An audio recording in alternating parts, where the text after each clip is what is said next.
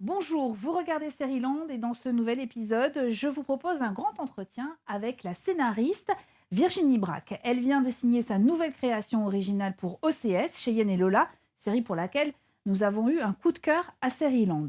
Elle est aussi à l'origine de la saison 2 d'Engrenage et de deux autres séries que vous avez sans doute vues, Paris et Les Beaux Mecs. Elle nous raconte tout sur Cheyenne et Lola. Elle revient aussi sur la grande aventure qu'a représentée Engrenage, à quel point elle a été sollicitée par les créateurs américains après cette aventure-là, et vous allez l'entendre, elle avait refusé leur sollicitation. Est-ce qu'elle a changé d'avis aujourd'hui? Bienvenue dans Land.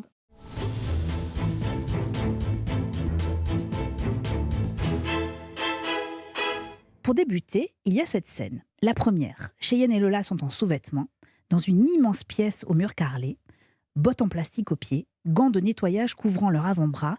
Elles récurent le sol et les murs, maculés de sang. Tu mettes les choses au clair avec Yannick, là. Tout travail mérite salaire. Il m'a filé 50 balles si tu veux. 50 balles.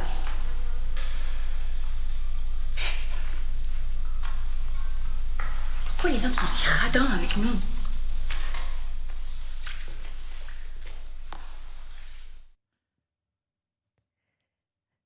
Vous pouvez réagir à cette scène? Oui, qu'est-ce que je pourrais vous dire? C'est un moment, qui est difficile, c'est au troisième épisode. Elles sont contraintes de nettoyer une scène de crime et le malfrat qui leur a demandé ça, a voulu être honnête avec elles et il leur a filé 50 €, ce qui est dans sa tête à lui exactement ce qu'elles valent. Voilà. Bonjour Virginie Braque, merci infiniment d'avoir accepté cette invitation. Je suis très heureuse de vous recevoir pour évoquer cette nouvelle série en 8 épisodes à voir sur OCS et portée notamment par un duo de femmes, deux actrices exceptionnelles, Verley Battens et Charlotte Lebon. Le reste du casting est absolument remarquable. Mention spéciale à mon sens à Sophie-Marie Larouille, que je trouve formidable. Des comédiennes et comédiens qui sont sublimés par la réalisation d'Eschref Rebroek, j'espère que je prononce bien, un réalisateur belge. Cheyenne et Lola, c'est l'histoire d'une rencontre. Ces deux femmes qui vont se retrouver embarquées dans une spirale infernale. Elles sont obligées de cacher le corps d'une première victime, et puis on va les retrouver passeuses de migrants sur un ferry faisant le trajet entre la France et l'Angleterre. Enfin, les galères vont se multiplier, au point qu'on se dit que tout ça va évidemment très très mal finir. Virginie Braque, racontez-moi le jour où vous avez écrit la première fois sur une page papier ou sur votre écran d'ordinateur les prénoms de Cheyenne et Lola. Est-ce que vous vous en souvenez? Oui, oui, oui, oui, oui, oui. C'est après avoir vu Breaking Bad, en fait. Parce que j'ai voulu quand j'ai créé Cheyenne et Lola, je voulais 2 héroïnes féminines qui soient prises dans une dynamique, dans une dramaturgie à la Breaking Bad. C'est-à-dire qu'à chaque fois, elles vont aller de catastrophe en catastrophe, mais chaque catastrophe est en fait porteuse d'un succès. Voilà. C'est toute l'ambiguïté de Breaking Bad. Et donc, voilà, et j'ai donc écrit ça comme ça, en me disant: «Bon voilà, 2 personnages, qu'est-ce que j'aimerais voir à l'écran, en ce moment en France et que je ne vois pas, que je ne vois jamais?» C'est une amitié entre 2 femmes, heu, canon, mais pas canon de la même façon. Exactement. Voilà. Et alors, vous avez écrit les prénoms Cheyenne et Lola vraiment sur votre ordinateur ou les prénoms sont arrivés après? Je crois que le prénom de Cheyenne est arrivé un peu après. Et alors, Est arrivé quand j'ai vu Verley Battens, en fait. D'accord. Ah, Quand Verley d'accord. Battens a accepté de rentrer dans cette série. C'était très, très étrange. J'ai écrit le rôle quasiment pour elle. Ah, vous l'avez écrit pour elle. Vous la Ouais. connaissiez et Non, quand je vous la avez. connaissais pas du tout. Non, non, non, pas du tout. C'est ma productrice qui a eu l'idée, comme j'avais l'idée de ce personnage féminin sur qui quand même tout repose. Il fallait qu'elle soit séduisante, il fallait qu'elle soit rebelle, il fallait pas qu'elle soit gnangnan, vous voyez, il fallait qu'on y croie. C'est très compliqué à trouver Et donc, quand vous l'avez et vu. on avait vu Alabama Monroe Oui. et on avait très, très envie de travailler avec Verlet Et avec sa générosité et son incroyable spontanéité, elle a dit oui à Christine. Donc, si je comprends bien, ça veut dire que vous aviez vos 2 personnages féminins, vous saviez où vous Oui. vouliez aller, Oui, oui, tout à fait. vous avez Il y attendu avait d'avoir un le autre casting. nom, mais Ouais. je voulais pas le garder. D'accord. Et une Voilà. fois que vous savez que c'était Verley Battens qui allait incarner cette femme, Ouais. vous avez vraiment peaufiné le personnage Ah mais oui, complètement. du sur-mesure, en fait, Oui. pour elle. Oui, oui. Et le prénom de Cheyenne est arrivé. Oui, il est arrivé avant. Il est arrivé avant que j'écrive. C'est-à-dire que quand j'ai su que c'était Verley, si vous voulez, Alabama Monroe, Alabama, Cheyenne, il y a un côté western. Vous voyez? Donc, moi, ça a fait tilt à ce moment-là. Et je me suis dit, tiens, oui, elle va s'appeler Cheyenne. Personne ne va savoir si c'est son vrai nom ou pas, ou si c'est le nom qu'elle s'est donné. Ça n'a aucune importance. Elle est ça. Et vous Voilà. avez dit le mot vers lequel je voulais vous emmener. Est-ce que vous n'avez pas écrit une sorte de western moderne, avec les plages du Nord en décor, le bar des amis en guise de Totalement. saloon, des voitures à la place des chevaux? On a l'impression que c'est ça. Ah, mais totalement. Ouais. Totalement. C'était d'ailleurs c'était la seule façon de se démarquer de Ken Loach. J'aime beaucoup Ken Loach. Il y a un de ses films d'ailleurs qui m'a inspiré, un de ses films, je me souviens plus, Pour un monde meilleur, un truc comme ça, Ouais. qui m'a inspiré. Mais je ne voudrais pas regarder une série avec Ken Loach, parce qu'une série, il faut revenir. Vous voyez, il faut avoir envie de revenir. Donc, il fallait trouver une poésie quelque part. Il fallait trouver de la beauté. Dans l'âpreté, vous voyez, il fallait avoir ce mélange de comédie et de tragédie que je cherchais. Eh bien, vous l'avez trouvé. On va en reparler justement de la comédie. Mais d'abord, on est toujours au premier épisode. Cheyenne et Lola se rencontrent donc, enfin. Cheyenne, elle vient de sortir de prison. Elle a été incarcérée pour ne pas avoir dénoncé son malfrat de mari. Elle est femme de ménage désormais sur un ferry. Elle cherche à gagner un peu d'argent et elle a investi dans une société aux allures un peu de secte, une escroquerie basée sur ce qu'on appelle une pyramide de Ponzi qui a donné lieu, vous savez, ces montages financiers qui ont donné lieu à l'affaire Madoff. Elle a d'ailleurs du mal à recruter des clients. Lola, elle, en revanche, elle est très sûre d'elle, elle n'a pas de doute. Premier dialogue entre elles dans une scène de toilette. C'est peut-être parce que les gens que je connais, ils pensent pas que c'est possible de devenir riche. Ils y croient plus.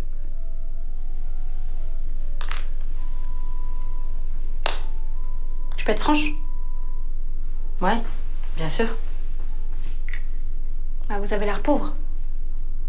Je suis désolée, hein, mais pauvre, dans la tête des gens, ça veut dire loser, quoi, ça les dégoûte. Enfin, si un pauvre nous approche dans la rue, qu'est-ce qu'on fait? On recule, vous voyez? Donc, pour recruter, c'est pas génial, quoi. Virginie Brac, est-ce que cette scène, qui est la première rencontre entre ces deux femmes, est la première scène que les comédiennes ont tournée ensemble? Vous vous en souvenez de ça? Ah non, je m'en souviens pas, mais je ne crois pas. Vous n'avez pas tourné dans l'ordre chronologique? Non, malheureusement. C'est vrai, malheureusement? Oui. Vous pensez que c'est mieux si on le fait dans Oui. l'ordre chronologique? Oui, Ouais. oui, je pense. Mais bon, c'était pas possible. Vous étiez très présente sur le tournage? Pas du tout. Pas du tout. Non, pas du tout. J'ai énormément travaillé en amont avec Verley, Esch, le réalisateur, Charlotte et tous les comédiens d'ailleurs. On a fait des lectures. Esch est quelqu'un qui travaille en profondeur avant. Donc on a tout revu. On a tout passé au crible. On a vérifié que les actrices, qu'elles étaient bien avec leur texte, qu'elles avaient compris les nuances, parce qu'il y a beaucoup de nuances, il y a beaucoup de double sens. On passe dans plusieurs registres, émotion, comédie, tragédie. Et puis, Verley est flamande et Esch est flamand. Eh ben, c'est pas la même sensibilité. On n'a pas le même décodage des scènes. C'était très marrant d'ailleurs. Et donc, on a beaucoup travaillé là-dessus pour être sûr. Et après, Il y a la magie. Et après, non. Ouais. Après, je suis allée sur le tournage par courtoisie Oui, bien sûr. pour dire bonjour. Mais je disais rien. Non, c'était trop tard. Mais est-ce qu'on peut dire que vous êtes en quelque sorte showrunner sur cette série? C'est-à-dire que vous n'êtes pas contenté, entre guillemets, Oui. d'écrire la trame et Oui. d'écrire l'histoire? C'est-à-dire que vous êtes plus qu'une scénariste dans ce cadre? Oui, plus qu'une scénariste, en ce sens que je suis créatrice de la série. Je préfère ça au terme de showrunner. Mhm. Je suis créatrice de la série. Donc, en plus, j'ai une vraie complicité avec la productrice qui a soutenu le projet, qui nous a soutenus. Donc, évidemment, pour le casting, évidemment, j'étais là. Évidemment, j'ai consulté. Costumes, même chose. Décor, même chose. J'étais consultée tout le temps. À Paris. On discutait. Vous voyez, Oui. voilà. Et évidemment, j'étais là. Mais après, une fois que les décisions étaient prises, moi, je me suis retirée. D'abord parce que j'avais du travail à côté. Et puis, ça n'est plus mon rôle. Il faut laisser le réalisateur s'emparer de la série. Il faut Et, laisser son imaginaire. et quand vous voyez le résultat à Ah, l'écran, je suis bluffée. Je suis vraiment bluffée par le travail qu'a fait Esch. ouais. La poésie. Et je crois que vraiment que ça vient de cette âme du Nord. Vous savez, c'est avoir confié de filmer une série qui se passe dans les Hauts-de-France, qui pourrait, dans un milieu défavorisé, en faire quelque chose d'aussi beau, D'aussi lumineux. d'aussi Ouais. lumineux, sans trahir le fond, sans faire de la mièvrerie, en faisant vraiment de la poésie. Moi, je sais pas, je suis bluffée. Quelle est la première scène que vous avez vue à l'écran, qui était montée et que vous avez vue? Vous vous en Oh là souvenez? là, je m'en souviens plus. Je me demande si c'était pas la scène avec les migrants sur la plage. Et vous avez été bluffé tout de suite. Ah hein. oui. Ouais. Ah oui, oui. Parce que on ne sait pas s'ils sont vrais, s'ils sont pas vrais. Ils sont très beaux, ils sont très élégants. En même temps, ils sont très pauvres. Enfin, on vous ment pas sur la réalité des choses. C'est un peu onirique, c'est bizarre. Voilà. Quand on regarde votre scénario aujourd'hui, est-ce que je trouverai par exemple des détails sur les vêtements de vos personnages, des détails sur les décors que vous avez peut-être pu imaginer, ou c'était pas votre travail, cette Si, partie-là? quand même. Si, quand même, un peu. Un peu. Pas beaucoup. Par exemple, les vêtements de Lola, les vêtements de Cheyenne, ils vont de soi. Évidemment qu'elle va être en jean. Évidemment qu'elle va pas dépenser beaucoup d'argent dans Mais ses alors, vêtements. c'est marrant que vous disiez ça, que ça va de soi. Parce qu'en fait, ça va de soi quand on découvre la série et quand on découvre ce personnage. On se dit, on peut pas l'imaginer dans un autre Oui. costume. Oui. Mais il y a quand même un petit truc. Il y a ces débardeurs qui dévoilent son nombril. Oui. Elle pourrait avoir un débardeur qui entre dans son jean. Vous voyez ce que Oui, je veux oui, dire? oui, oui, C'est oui. que du détail, mais Oui. il y a quelque chose dans tout ça. J'ai l'impression que vous avez tout conçu de façon très précise. Non. Avec l'équipe Alors, avec voilà, l'équipe des avec costumes. hein, l'équipe, mais oui. Ouais. Oui, oui, oui. Alors là, c'était très précis. Ce qui nous a donné du fil à retordre, c'est les tatouages de Cheyenne. Alors ça, vraiment, Esch a été, mais il a fait refaire 100 fois. Enfin, on a Pourquoi cherché, parce qu'on a cherché dans tous les sens. Vous voyez, elle a un tatouage qui est très beau, qui est sur tout le corps, qui est d'inspiration tatouage d'Amazonie, et qui est à la fois original, porteur de son rêve, qui est de se partir au Brésil. Ce sont des flèches, ça n'est pas des mots, ça n'est pas des dates, c'est pas vulgaire, c'est... Voilà. Et on a cherché cet équilibre. Alors qu'on ne le voit pas tant que ça, ce tatouage. On le voit pas, mais quand elle se déshabille et que vous le voyez quand même, Il fallait faire attention. ah bah oui, on le voit. Il y a un autre personnage qui a des tatouages, qui est Nadège, qui est Ah une oui. des copines, qui Oui. habite dans le campement où Oui, vit, oui. où vit Cheyenne, qui a un tatouage absolument magnifique sur elle, Oui. sur tout son torse. Mhm. Est-ce que c'est un faux ou un vrai tatouage? C'est un faux. C'est un faux. Oui, oui, tout est faux. Tout C'est du cinéma. Tout est faux. Mais c'est bien. Oui, Il faut- oui, oui. pour que, Oui, oui. Si je vous Et pose il y la a- question, et il c'est y que ça a a- marché. Ça Oui, veut dire oui, que oui, je me oui. suis fait Oui, piéger oui. Et il y aussi. a Mégane qui se fait tatouer Oui. un serpent qui descend sur le pubis, quand même. Ouais. Mégane, qui est jouée par cette formidable comédienne Ah Sophie-Marie Larouille et qui Ah oui. joue la sœur en fait Ouais. de Cheyenne. Cheyenne et Lola, elles sont fascinantes toutes les deux. Cheyenne, elle a un côté androgyne. J'imagine que vous l'avez conçue comme ça. Alors, ce que je n'avais pas conçu, et c'est là où Verlet prouve son immense talent, c'est que c'est elle qui s'est rasée. Qui s'est rasé les cheveux. Ouais. Ouais, ouais. On travaillait. Et elle dit à Esch, comme ça, devant moi, elle dit à Esch, non, tu sais quoi? Je crois que je vais me raser. Je crois qu'il faut que je me rase pour ce rôle. Alors nous, à la tête, on se dit, mais mon Dieu, où on va? Alors on savait qu'elle était assez belle, qu'elle avait une carnation qui le permettait. Enfin, quand même, on était un peu inquiets. Alors on a fait des essayages avec des perruques. Et évidemment, elle était parfaite. Et c'était une évidence. Et une c'était fois une qu'elle- évidence. Parce Vous qu'on vous peut pas rendez compte l'imaginer autrement, hein, Une, sincèrement. une Ouais. comédienne qui dit « Ouais, moi je vais faire ça, tiens, pour ce rôle. Et alors, il y a 2 phrases que je voudrais qu'on écoute, qui sont prononcées par des hommes face à Cheyenne.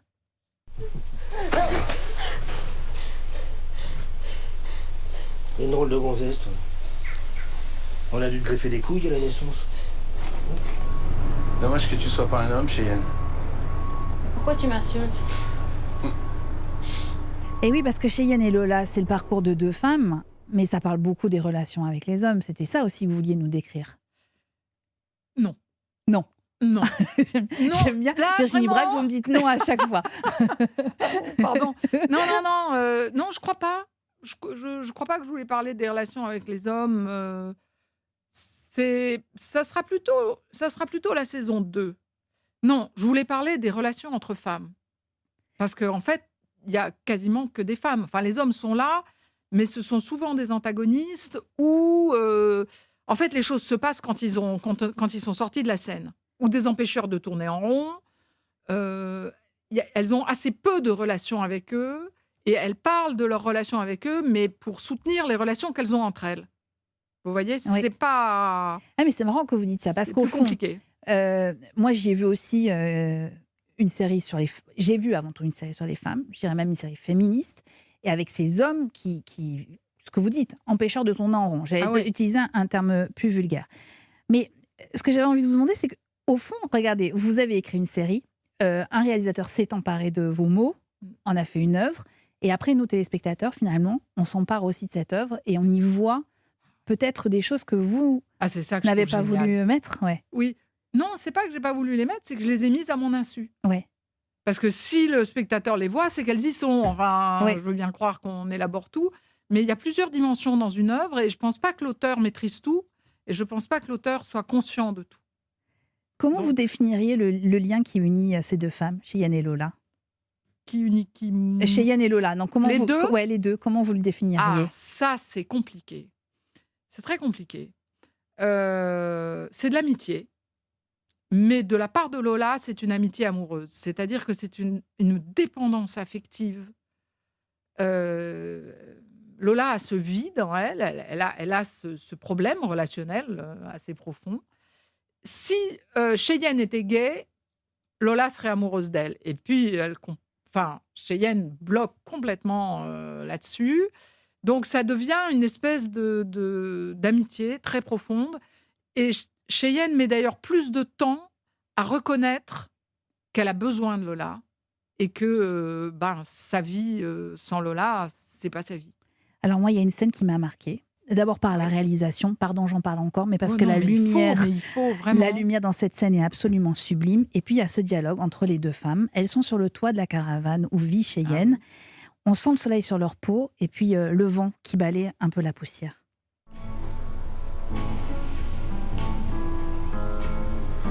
Je peux pas rester, tu sais. Non. Si Dan il se retrouve tout seul, il va se poser des questions. J'en ai marre, je l'aime plus. Ah bon? C'est cool ça. J'aimerais bien pouvoir arrêter d'aimer quand ça m'arrange. Non, parce que toi t'es du genre intense, c'est ça? Ça veut dire quoi ça? Du genre qui va aimer le même crétin toute sa vie? Genre Michael?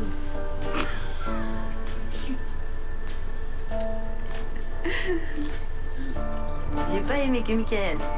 Ah non? Non. J'ai fait pire. Bien pire. J'y crois pas.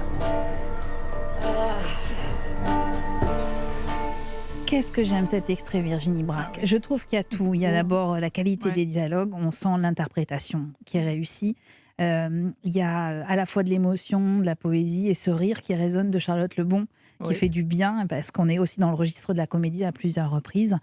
C'est vraiment un très beau moment qui est sublimé par cette musique aussi. Oui. Qui a fait cette bande originale? Qui a travaillé C'est là-dessus? le musicien de Alabama Monroe, toujours encore un flamand. Et ça aussi, alors vous le découvrez à l'image. Les noms flamands, on a du mal à les Oui, retenir. on est d'accord. Je suis désolée parce que vraiment ce type a énormément de talent Et j'aime énormément la musique qu'il a faite. Et ça aussi, vous le découvrez à l'image, en fait. Oui, oui, oui. Oui, oui, ça c'est arrivé tard, oui, oui, bien sûr. Et ça doit vous procurer une émotion dingue. Ah, c'était dingue, oui, oui. Enfin, on m'envoyait, la productrice Oui. m'envoyait les extraits, on disait on préfère celui-là, on préfère ça, etc. Mais donc, je n'ai pas complètement découvert, mais ça me procure une émotion dingue, oui. Et je suis toujours, moi qui suis une femme du Sud, il y a ces Nordiques, cette bande de Nordiques qui se sont emparés, parce que le chef-op est flamand, le chef-op il est extraordinaire, il faut quand même le dire, qui se sont emparés de cette histoire, de la mélancolie de cette histoire, mais en même temps de sa truculence, de son dynamisme, et qui en ont fait la leur, qui en ont fait un vrai western du Nord. Alors que je suis pas du tout, initialement, c'est pas du tout moi, quoi. Et oui, il y a une belle lumière aussi dans le Nord. Est-ce que vous avez été ému aux larmes parfois en voyant certaines scènes? Moi, je pense à celle-là parce que celle-là m'a vraiment marquée, mais j'imagine entre ce que vous écrivez et puis la façon dont c'est sublimé. Ah oui, oui, oui. Ah oui, oui. La scène à la fin de l'épisode 6. Ouais. Avant, on ne peut rien dire, attention. Non, il faut rien dire. Dans Série-Land, c'est sans spoil. Quand je les ai vus, et là, on dirait vraiment, là, elles se déchirent et c'est affreux, c'est affreux. Elles sont désespérées toutes les deux. C'est ça qui est magnifique. Est-ce que ces deux femmes ressemblent à des personnes que vous avez croisées dans la vie? Je serais tentée de vous dire en tant qu'auteur, forcément. Mais on fait des amalgames. Des compilations de gens qu'on connaît. On fait des compilations, le cerveau fonctionne sur des choses qu'on a ramassées, même à des gens qu'on connaît très très peu et qui vous ont frappé par quelque chose, un regard, un rire, quelque chose, et vous allez le transposer, vous allez l'ajouter, c'est comme on fait de la pâte à modeler. Et voilà, donc ces personnes existent, oui, oui. Sinon, on ne pourrait pas toucher, je crois, le cœur du spectateur. Et donc, elles vous ressemblent aussi un peu? Il y a un peu de vous? Ah oui, oui, forcément. Ah ben forcément. Forcément. Sinon, je ne vois pas comment... D'ailleurs, je ne sais pas comment... Il y a des auteurs qui écrivent comme ça, un peu de façon éparpillée sur plusieurs séries. Enfin, j'écris aussi sur plusieurs séries, mais... Et je me demande comment ils font pour s'emparer des personnages et pour coller aux personnages. Je ne sais pas si c'est douloureux pour eux, si c'est facile. Et pour vous, c'était comment? Combien de temps d'écriture vous avez passé sur Cheyenne et Lola? C'est difficile à dire, ça a été en 2 temps. 3 épisodes et 5 épisodes. C'est difficile à dire. Hein. En tout cas, les 5 derniers épisodes, il fallait aller vite à cause du tournage. Donc, j'ai mis 6 mois, 7 mois. Et c'était douloureux? 7 mois. Par Non, rapport pas à du ce qu'on tout. disait, non? Ah non, pas du tout. Vous étiez heureuse de vivre avec ces femmes? Non, bien sûr. Ouais. Ah oui, non, mais j'étais complètement portée par l'histoire qu'elle me racontait tous les matins. Non, ça...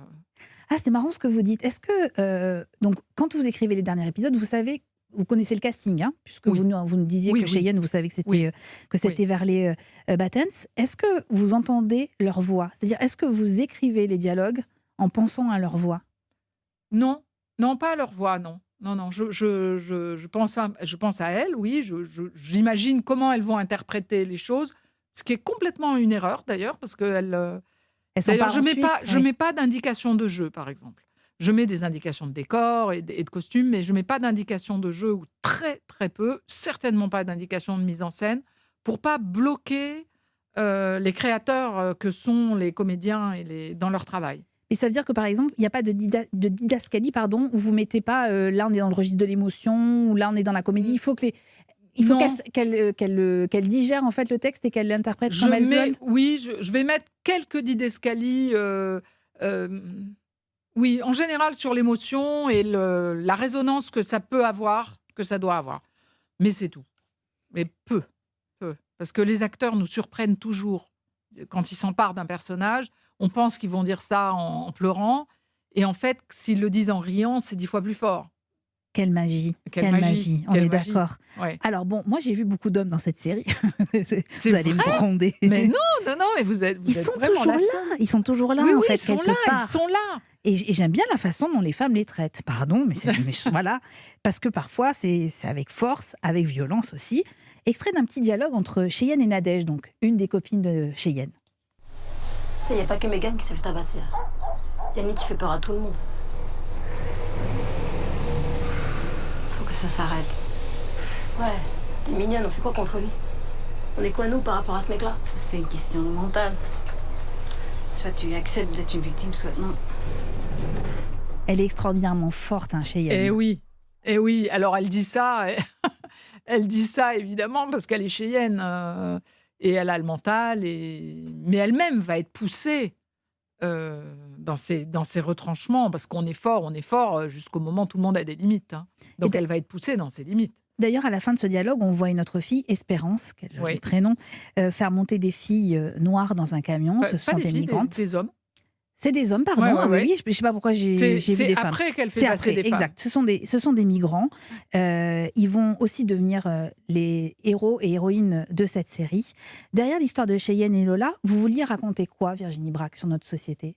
C'était quoi qui vous intéressait?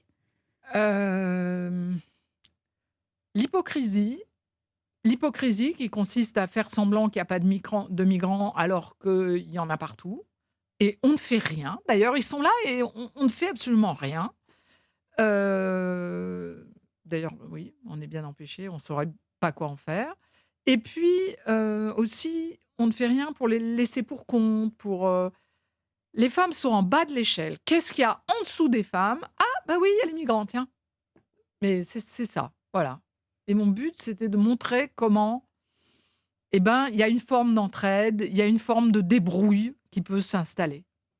Est-ce que, je me souviens avoir lu le livre de Florence Obnas qui se passait sur ces ferries, qui raconte le quotidien de ces femmes qui travaillent sur les ferries. Est-ce que ça a été une source d'inspiration pour vous? Totalement, totalement. En fait, ça m'a emmenée à Ouistreham, où je n'ai pas vu du tout la même chose que Florence Obnas.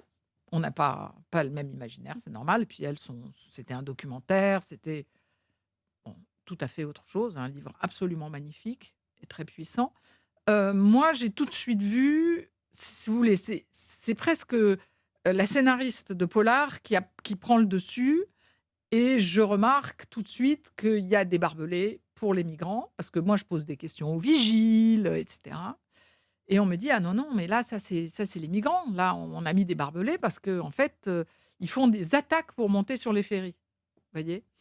Donc, je tombe des nues, je suis un peu surprise. Et puis après, j'ai vu que c'était pas Ouistreham, parce que Ouistreham, c'est trop gentil. C'est pas les Hauts-de-France. Après, moi, je suis remontée vers Dunkerque. J'ai vu où j'allais pouvoir situer ma scène, mon arène.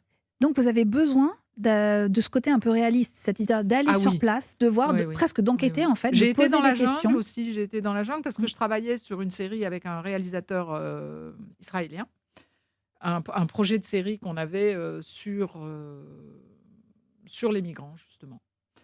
Et donc on est allé passer plusieurs jours dans la jungle, on avait des contacts, etc.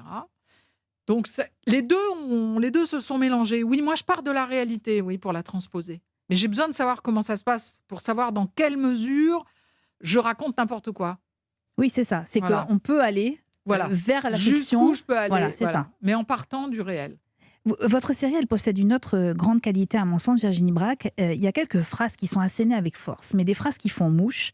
Je pense à ce passage où Cheyenne a volé des bijoux pour payer une dette à Yannick, qui est un peu l'homme qui tient la région, qui est un peu le C'est bandit. le caïd. Le caïd, C'est exactement. le caïd de la région. J'arrive pas à dire caïd parce que pour moi, caïd, je sais pas pourquoi. Hein, c'est un peu jeune, alors que lui a quand même presque 60 ans. Enfin, j'imagine entre 50 et 60 ans. Oui, mais c'est vrai, c'est un mais caïd. ça vaut. Ah oui, Mais oui, ça vaut aussi. ça vaut. Exactement. Et il fait sa loi. Extrait.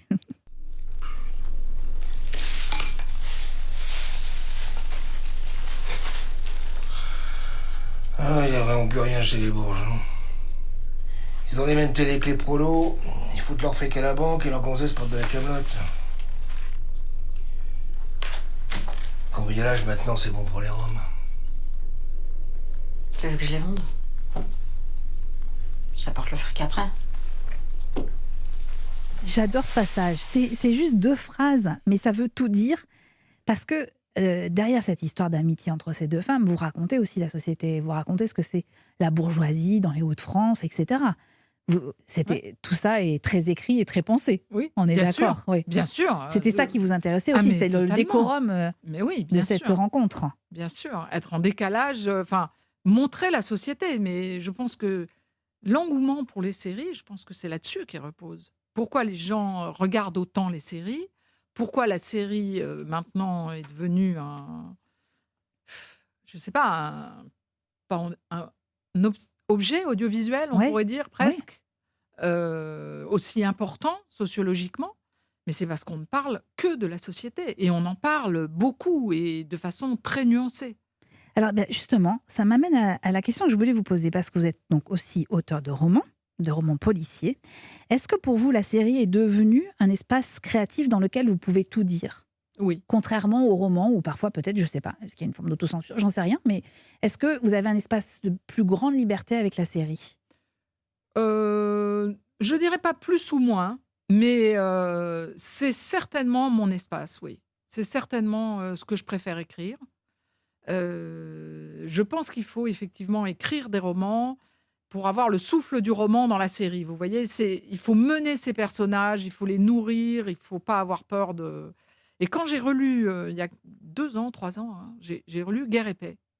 Et c'est drôle parce que je l'ai lu un été avec l'œil d'une scénariste. Mais c'est une série! C'est complètement une série! Et Les c'est feuilletonistes écrit! de l'époque, Mais bien oui, sûr, mais bien c'est sûr. écrit complètement comme ça. Donc en fait, bon, on n'a rien inventé, hein, ça c'est un truisme.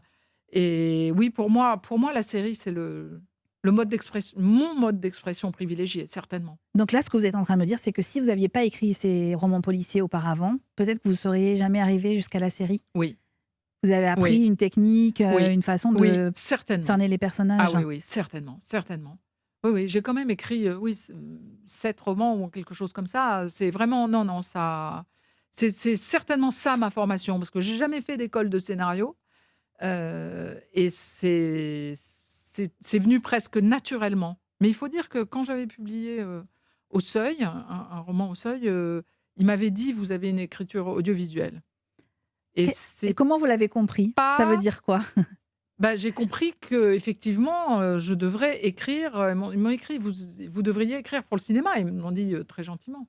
Est-ce que ça veut dire que aujourd'hui, vous continuez à écrire des thrillers ou pas du tout, des romans Non, policiers? j'ai pas le temps. Vous avez mis de côté. Oui, je l'ai mis de côté. Et donc, quand vous écrivez une série, et c'est là j'en reviens un peu au terme de showrunner, bon, qui est pas, Oui. voilà, chacun a son acceptation du terme, mais est-ce que ça veut dire que vous pensez, vous écrivez votre histoire avec déjà quand même les décors en tête, une lumière, enfin quelque chose qui se rapproche de l'image de ce que vous avez envie de voir? Oui. Vous Oui. avez tout ça en tête, en Ah fait. oui, oui, l'univers. Absolument. Je pars d'un univers. Je pars d'un univers et je découle logiquement l'histoire. Mais alors, d'où l'intérêt et la nécessité de bien s'entendre avec le réalisateur. Oui. Oui. Et la Et première ça, rencontre c'est. avec Richref, par exemple, vous le connaissiez déjà ou Non, pas? pas du tout, pas du tout. Non, non, non, non, non. Non, non, non. Non, non. Mais j'avais vu, on l'avait sélectionné en fonction de ce qu'il avait fait avant. Et à la première rencontre, j'ai vu qu'il avait compris ce qu'il fallait comprendre et qu'il allait complètement dans notre sens. On n'a jamais, oui, on n'a pas été trahis, vous voyez. Il a fait au-delà de ce qu'on espérait. Si on revient sur le thème des migrants, qui est le fil conducteur quand même, hein, Ouais. de Cheyenne et Lola, est-ce que vous pensez que vous auriez pu écrire cette série il y a 5 ou 10 ans? Ou est-ce qu'on vous aurait dit, vous exagérez, c'est pas vraiment ça, on n'a pas trop envie de parler de ça dans une série française? Oui, je pense. Je pense. Je pense que c'est venu maintenant parce que maintenant, il y a quand même une espèce d'acceptation. D'abord, maintenant, on peut parler quasiment de tout dans les séries. Je ne pense pas que ce soit complètement vrai, mais enfin, quand même. Ne serait-ce que parce qu'à l'étranger, pour le coup, là, on parle de tout. Et puis, bon, on fait plus confiance peut-être aussi. Ouais. Parce que vous avez acquis l'expérience de Je- plusieurs séries. Pourquoi? Je sais pas, mais quand même. Peut-être que c'est vous qui le ressentez comme ça, donc on se sent un peu plus fort. Peut-être. Vive les femmes. Peut-être. Est-ce que vous aviez envie de faire une œuvre féministe en faisant Cheyenne et Lola? Oui. Ouais. Oui, oui. Ah, mais totalement. Oui, oui. Là, c'est. Oui, oui. Moi, j'avais envie de faire une série avec des femmes, je sais pas, hors normes, un peu qui soient décalées et surtout que ça se termine bien entre guillemets, enfin pas entre guillemets, mais que ça se termine bien et qu'elle réussisse, que ça soit une success story. Alors, success story, mais alors, on ne peut pas spoiler, hein, parce que Non. dans Série-Land, on ne veut pas. Mais vous allez voir que ces femmes-là, effectivement, il leur arrive beaucoup de galères. Oui. Je dis galère pour Oui. utiliser un euphémisme, on est bien Oui, d'accord. Hein, oui, voilà. oui. Mais ce que vous disiez est tout à fait juste, c'est que derrière le tragique des situations de ces deux femmes qui s'enfoncent quand même dans une spirale infernale, l'humour n'est jamais très loin.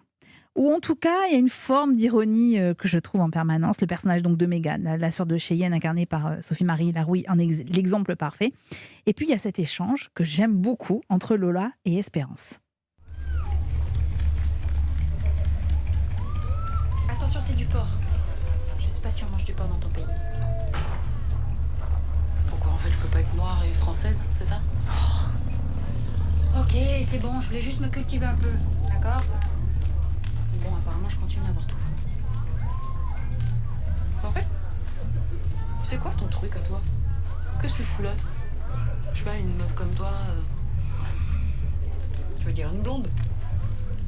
Bah vas-y, ça va, j'ai l'habitude, hein. C'est peut-être dur d'être noire, mais t'imagines pas ce que c'est d'être une blonde. Ah ouais, non, mais c'est sûr, ça doit être horrible. Soit t'es mannequin, soit tu bosses pour un passeur. C'est clair. Tu vois, moi, j'ai choisi l'humanitaire. Non, mais c'est vrai, je suis comme ça, moi, j'aime rendre service. Toi, tu rends service, toi. Bah ouais. C'est-à-dire que tu fais passer des jeunes filles innocentes pour qu'elles deviennent des putes. T'appelles ça rendre service. Attends, mais pourquoi toujours pute? Hein, pourquoi ces projections négatives alors que ces filles peuvent aussi devenir infirmières ou pilotes d'avion? C'est pas du racisme, ça aussi, d'ailleurs? Attends, tu as vraiment pas compris ou tu fais exprès, là? J'ai pas compris quoi. Qu'est-ce que j'aime ce passage. Ah, il est beau, hein? Il est très beau. Là, moi aussi, Il je suis est très contente. beau et on sent que vous vous Vous l'ayez amusez choisi. des préjugés et des stéréotypes. Exactement. Ouais. Exactement. Elles sont confrontées chacune aux stéréotypes sur l'autre. Avec un brin de caricature, mais qui en fait révèle toute l'ambiguïté des rapports qu'elles peuvent avoir. Quoi. Bah voilà. Avec Charlotte Lebon, qui est absolument exceptionnelle Ah dans le oui. rôle de cette blonde. Je trouve, alors je ne sais pas comment vous l'avez construit, mais c'est quand même un des personnages qui évolue le plus au fur et à mesure des épisodes, à mon sens. Ou Oui. en tout cas, le regard du téléspectateur change énormément à son égard. Voilà. Et elle en devient extrêmement attachante. Mais elle est, Là où elle est un peu agaçante au tout mais elle début. est horripilante. Au début, j'ai pris vous savez, la fille qui est trop jolie, qui arrive dans une soirée, etc., ou qui est partout, qui est trop jolie et puis qui vous énerve. Parce que elle a juste, c'est trop tout, quoi. C'est pas possible. Et c'est très difficile en France de trouver quelqu'un qui a la plastique de Charlotte Lebon, quand même, qui est aussi parfaite. Et puis, je pars d'une poupée Barbie. Et en fait, cette poupée Barbie, elle a beaucoup de problèmes. Elle est très intelligente. Je joue beaucoup sur le stéréotype de la blonde idiote. Et elle-même joue à la blonde idiote, puisque c'est comme ça qu'elle s'en sort et c'est comme ça qu'elle manipule tout le monde. Mais en fait, elle est très intelligente. Et elle est prise au piège de la profondeur de ses sentiments pour Cheyenne. Et en fait, elle abandonne tout pour Cheyenne. Elle est ravie d'être là. Elle n'a pas d'univers à elle. Non, c'est un personnage très intéressant, très attachant. Vous aviez pensé à Charlotte Lebon tout de suite ou pas? Non, je ne connaissais pas Charlotte Lebon au début. Et quand vous la voyez en casting, Ah, mais... c'était sûr. Ah bah là, oui, c'était... c'était... Vous vous souvenez de la scène qu'elle a jouée? Mademoiselle Lebon, Ouais. j'espère que vous allez faire ce rôle parce que c'est vous, quoi. C'est vrai. Ah bah oui. Et vous vous souvenez de la scène qu'elle a jouée au casting? Qu'est-ce qu'elle a joué? Oui, je devrais m'en souvenir. Elle a accepté effectivement... Ah oui. Oui, alors c'était une scène beaucoup plus longue. Malheureusement, elle a été coupée. Là, vous l'auriez apprécié. C'est quand elle fait du coaching de migrants. On le voit un tout petit peu à un Et moment donné. En fait, Oui. c'est plus... En fait, la scène est plus longue, elle est plus drôle, mais c'est mal tombé. Le jour du tournage, j'étais là. Ils étaient en retard. Il faisait froid. Il aurait fallu mieux coacher les migrantes, les figurantes qui jouaient les migrantes. Bref, finalement, on a été obligé de couper un peu la scène. Ça tient à pas C'est dommage. grand-chose de couper Ah une ouais. scène finalement. C'est Ouais. pas simplement avoir Ouais, des c'était- minutes en plus, non. C'est parfois Ouais. des circonstances comme Ouais, ça. c'est dommage, oui. Ouais. Alors, le Mais petit on bout qu'on garde, voit. on garde quand même l'idée de... La fille, il faut oser quand même. Oui, je vous conseille. Elle fait quand même un petit bout de coaching avec ses migrantes et elle est extrêmement drôle, cette scène. Oui. Parce qu'on sent qu'elle est totalement décalée Oui. et elle est dans son monde. Mais quoi, hein. complètement. Virginie Brac, la fin de la série reste ouverte. Bon, vous m'avez déjà un peu dit en début d'entretien, finalement, il y a déjà une saison 2 qui est dans votre tête. Oui, Même une 3. oui. Et- Oui, bien sûr. Oui. Et tout le monde est d'accord. C'est-à-dire Tout le monde est d'accord, je dis les comédiens, le réalisateur. Ah, je sais pas, je leur en parle pas. Attendez, je vais pas me spoiler. Non, parce que comme je suis une très mauvaise pitcheuse, donc je suis à peu près sûre que si je commence à leur en parler, ils vont être là à me dire « Ah non, c'est pas bien !» Il faut avoir écrit. Oui. Pour Je leur pense donner que le c'est comme texte. ça que je convainc. C'est en écrivant. Je vous recommande vraiment de regarder jusqu'au 8e épisode et jusqu'à la dernière scène du 8e épisode. Est-ce que vous avez dit un petit peu au revoir à vos personnages ou ils sont encore en vous aujourd'hui?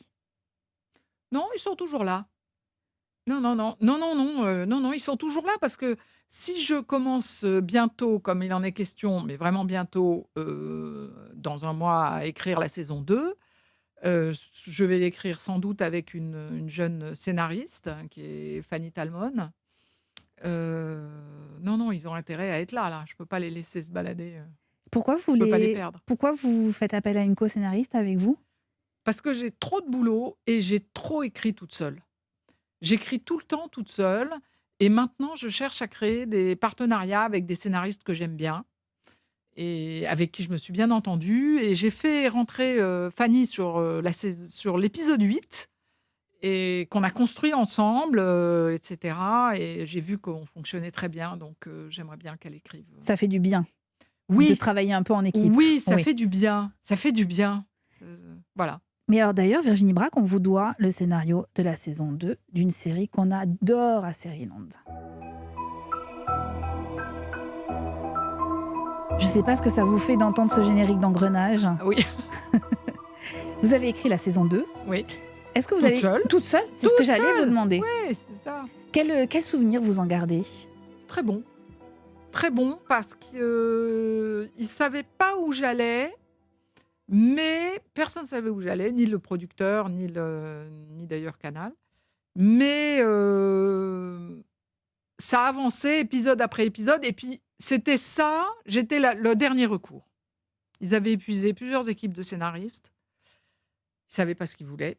Moi, je savais ce que je voulais. J'avais regardé et j'avais vu que les deux comédiennes qui, dans la saison 1, ont des petits rôles, en fait. Caroline J'avais vu- Proust ouais. et Audrey Fleurot. Bon, hein. j'ai tout de suite vu qu'elle dégageait ce qu'elle dégageait et que c'était génial et qu'on pouvait travailler sur une opposition. Là, sans amitié, mais qu'on pouvait vraiment travailler sur deux femmes dans un monde d'hommes. Donc, moi, je fais mon truc avec, avec l'auteur de l'Arche, qui était Éric Béraud, et qui était policier, et qui me... Voilà. J'aime bien comme vous dites ça avec la plus grande des humilités. Ben voilà, je l'ai fait. Ouais. Alors que vous imaginez pas, nous, ce que ça. Enfin, pour le téléspectateur que nous sommes, ça représente des heures de visionnage et de plaisir. Donc, on se dit, il y a un boulot de dingue derrière. Oui. Oui, peut-être. Mais vous, non, ça vous paraît facile. Oui. Pour C'est moi, vrai facile, non. Non, parce que je travaille beaucoup. Mais j'écris pas dans la souffrance. Pas du tout. J'écris naturellement. Donc, ça m'a pas paru extraordinaire. D'ailleurs, quand c'est sorti, personne n'a trouvé ça extraordinaire. Et vous auriez imaginé un tel succès? Ah, pas du tout, non. Non, pas du tout. C'est les bonnes surprises. Non, j'étais contente quand j'ai vu, parce que là aussi, c'était bien réalisé, si vous voulez. Gilles Bagné a fait un boulot extraordinaire. Donc là, j'ai vu ça, je me suis dit, c'est bien. On fait comme les Américains. Puis après, les Américains m'ont dit, oh, c'est formidable ce que vous avez fait sur Engrenage. Moi, j'avais envie de dire, mais j'ai tout copié, les gars. Quand vous dites les Américains, vous avez rencontré des scénaristes américains, des showrunners américains? Mais plein, oui. Des producteurs américains. À la suite d'Engrenage, à la suite Ah de oui, l'écriture à la suite d'Engrenage? d'Engrenage, oui, bien sûr. Ça veut dire que ça a déclenché, Ah ça a oui. changé quelque chose Ah pour oui. vous dans votre vie, Pour moi, Engrenage? de façon internationale, oui. Si je suis connue à l'étranger, c'est grâce à la saison 2 d'Engrenage, oui. Et alors, pardon pour la question, quand vous me dites des Américains, c'est quoi? C'est des producteurs qui vous appellent, qui Oui, travaillent avec tout à fait. HBO, avec... Tout à fait. Tout à D'accord. fait. Oui, tout à fait. Oui. Et qui vous demandent de venir écrire pour eux ou... Oui, qui me demandent, mais ça m'intéresse pas du tout. Il se trouve que je n'aime pas du tout la façon de travailler des Américains, donc je suis très polie à chaque fois. Mais c'est niet. Mais voilà. Mais ça doit être quand même être impressionnant. Enfin, j'imagine, vous recevez un coup de fil des États-Unis qui vous dit on aimerait bien travailler avec Oui, vous. C'est quand même... ça se passe souvent dans les festivals. Oui, dans les festivals où les producteurs vous invitent à prendre un pot, les chaînes, les trucs comme ça. J'ai été à Los Angeles plusieurs fois. Mais vous êtes bien en France. Ah oui. Non, mais attendez, bien sûr. Non, mais en France, on travaille pas à la chaîne. En France, on travaille.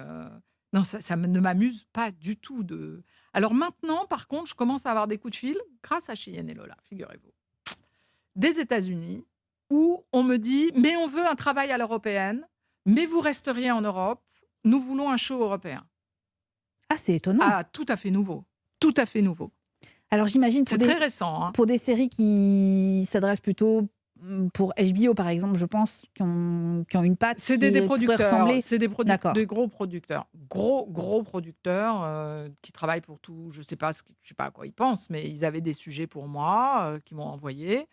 Et j'ai dit, mais vous savez, moi, je ne vais pas aller vivre à Los Angeles et je n'aime pas la façon de travailler des Américains. Et je pense que vous avez besoin de personne. Je les brosse bien dans le sens du poil. Bah oui, quand même. C'est très gentil. Hein. Bien sûr. Je ne veux pas avoir l'air de cracher dans la soupe. Et là, non, nous cherchons une... Non, nous voulons la pâte européenne. Nous voulons que... Voilà. Et Cheyenne et Lola, ils les ont vus lors des festivals, j'imagine. Voilà. Cannes Série, ouais. Comme quoi, ça joue aussi, ces petits ça moments-là. joue. Juste pour revenir un tout petit peu sur Engrenage, parce qu'on a une passion, pardon, Oui. je suis désolée. Si vous deviez garder une scène en particulier que vous avez écrite d'Engrenage, ce serait laquelle ? Il y a une scène que j'aime beaucoup, mais c'est Audrey Fleurot toute seule. Je me souviens pas, c'était il y a longtemps que j'ai écrit. Puis moi, je l'ai pas revu 15 fois. Hein. J'aime beaucoup aussi une scène qui est dure du point de vue, enfin qui est très féministe d'une certaine façon. C'est Audrey Fleurot, avocate, qui crève de faim, qui coach une femme qu'elle doit défendre et qui se victimise. Et la façon dont elle la coach, je l'ai écrite, elle la joue d'ailleurs très bien. On a l'impression qu'elles sont désespérées toutes les deux. Voilà, c'est sur le problème des victimes, c'est sur comment se défendre soi-même, voilà. Alors, c'est marrant parce que si je ne savais pas qu'on parlait d'Engrenage, je pourrais me dire qu'on parlait de Cheyenne et Lola. Oui. Avec ces personnages y a un féminins lien, comme ça. Mais oui, absolument. Quand je vous dis 2 femmes dans un monde d'hommes, ça a commencé là. Vous voyez que les hommes, ils sont présents, Virginie Braque. Mais bien sûr, je ne dis pas qu'ils sont absents, bien sûr. Et dans la saison 2, ne me dites pas qu'ils vont prendre le pouvoir. Hein. Non, mais c'est certainement quelque chose que je vais travailler. Leur relation aux hommes. Là, pour le coup, amoureuse. Alors, vous êtes l'auteur d'autres séries, comme Paris, que j'avais beaucoup aimé. Et puis, il y en a une que j'ai particulièrement aimée, vous allez comprendre. Je te garantis, tu commences à me parler mal, moi je me casse. Je suis fatigué, j'en ai marre là. La pression. T'as fini? Bon. Pas d'énervement, pas de violence. C'est moi qui parle, c'est moi qui donne les ordres. Kenz, Moussa, vous tenez tout le monde en respect, vous les faites coucher par terre. Abdel, tu fonces à la cuisine, tu ramènes le personnel dans la grande salle. Moi je m'occupe du patron et du fric, c'est clair? Mais putain, mais c'était plastique. C'est le Turc qui a pas voulu m'en vendre des vrais. Le Turc, c'est du plastique, bordel. Arrête, on dirait des vrais, on dirait même pas des fausses. Et bien pourquoi tu parles toi? Et tu sais quoi, j'étais sorti de prison avec un flingue 100 balles, là tu vas commencer à chipoter pour un braco sans flingue. Hein, c'est ça? Et tu crois vraiment qu'on va rentrer, on va les braquer, ils vont nous demander si c'est des vrais flingues ou pas? Hein? Mais t'es complètement malade, ils vont tous fermer leur gueule, et on va les braquer, ils vont fermer leur gueule, ils vont tous se coucher, et c'est tout, c'est tout. Ferme ta gueule, mets ta cagoule. Toi aussi, mets ta cagoule. J'adore le métacagoule. Extrait d'une formidable série qui s'appelle Les Beaux Mecs. Ça me fait plaisir que vous ayez aimé. Parce qui avait été diffusée sur France 2 et qui est disponible aujourd'hui sur Salto, la plateforme où on retrouve toutes ces séries. Et elle est disponible, j'ai vérifié. Alors, il y avait quelques personnages féminins forts dans Les Beaux Mecs. Oui, mais là, c'était difficile parce que la commande, c'était 50 ans de grand banditisme en France. Et vous avez réussi. Ouais, j'ai réussi. À travers plusieurs générations de bandits. Oui. Voilà, en déconstruisant pour pas faire du chronologique où on se serait rasé au bout de trucs. Mais voilà, non, c'était bien de mélanger les deux, Et je me suis, l'ancien monde et le nouveau monde. mais je me suis même demandé si Cheyenne et Lola, c'était pas le pendant féminin des beaux mecs, quelque part. Bah, il n'y a pas l'ancien monde.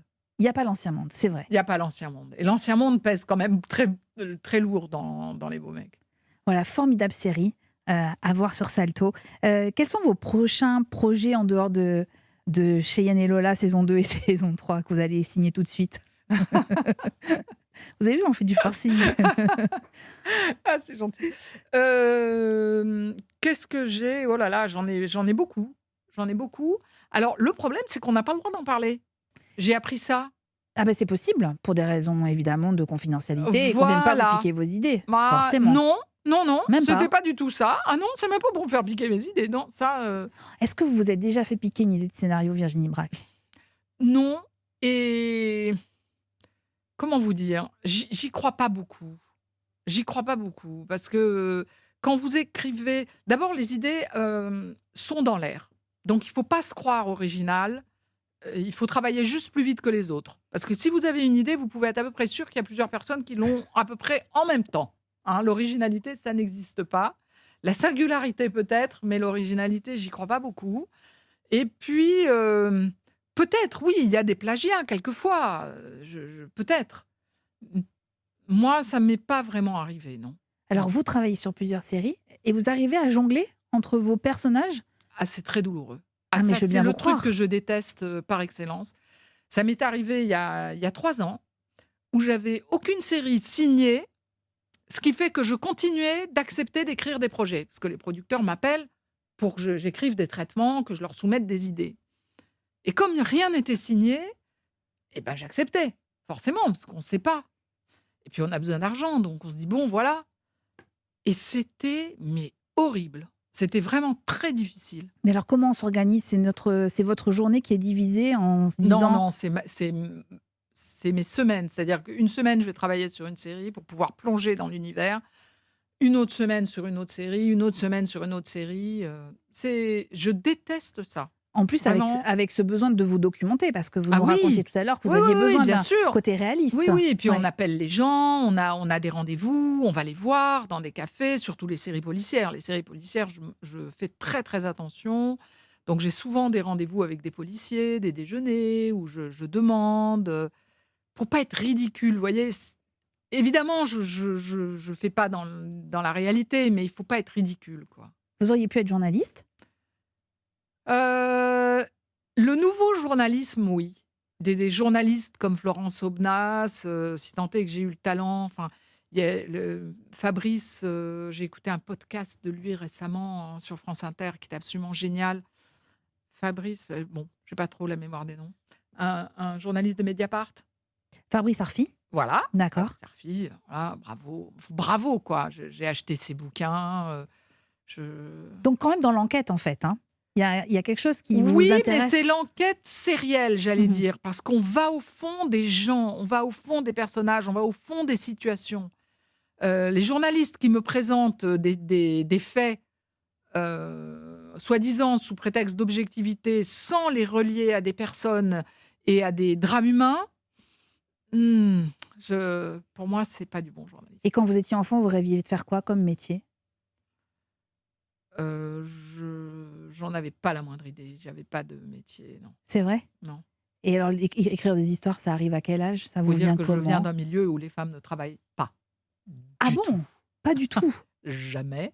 Donc, enfant, vous grandissiez sans projet professionnel. C'est-à-dire que les femmes Si vous restaient à la étiez une maison? fille, C'est ça que vous bah, elles voulez restaient à nous la dire? maison, c'était des bourgeoises. Ouais. Donc, voilà, oui, c'est des vies dorées. Et alors, à quel moment vous commencez à vous écrire des histoires? Ah non, ça, par contre, j'ai commencé très, très tôt. Très, très tôt. Non, ça c'était très tôt. Mais l'idée que ça devienne un projet professionnel, c'est venu plus tard. Oui, maintenant, même les C'était- Américains, ils vous appellent. Vous vous rendez compte? Ah ouais. Si c'est pas un C'est rêve, vrai. ça. Ah, si. Absolument, c'est un rêve. Merci infiniment, Virginie Brac, pour ce grand entretien. On était ravis de vous recevoir. Les 8 épisodes de Cheyenne et Lola sont à savourer sur OCS. Ne manquez pas cette nouvelle création originale. Merci.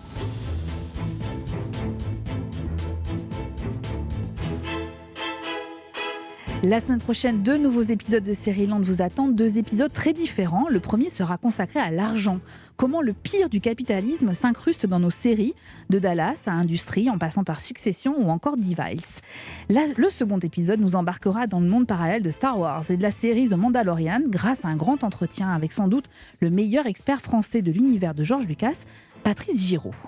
Série-Land est un podcast d'Europe 1, produit par une femme formidable, Adèle Ponticelli, réalisé par un champion, Christophe Pierrot, et préparé en coulisses par l'équipe composée de Clémence Olivier, Magali Buteau et Tristan Barrault. Si cet épisode vous a plu, écoutez le prochain qui arrive très vite, et puis surtout, je compte sur vous pour en parler, commenter, nous dire aussi quelles sont vos séries préférées. Rendez-vous sur le groupe Facebook Série-Land, et puis attention, vous le savez, dans Série-Land, il y a une règle et une seule, pas de spoil. Et puis abonnez-vous, comme ça, on ne se quittera plus.